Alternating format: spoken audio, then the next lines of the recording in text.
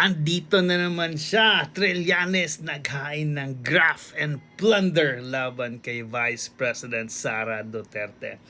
Di ko alam kung mabasura ba ito, may immunity na naman si Vice President Sara Duterte. Kasi if that's the case, I will hope sana mabasura ito.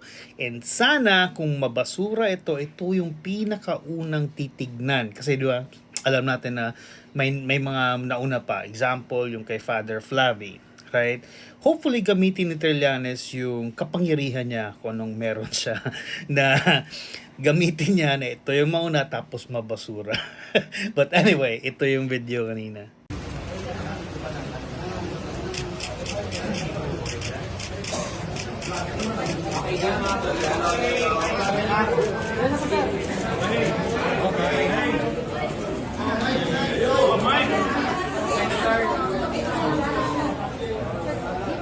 Nagtataka ako kung bakit nung tumakbo si Trillanes, parang wala siyang kasama.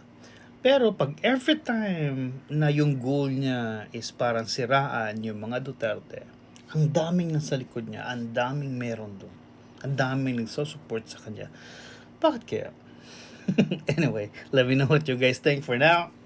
Cheers! Bye!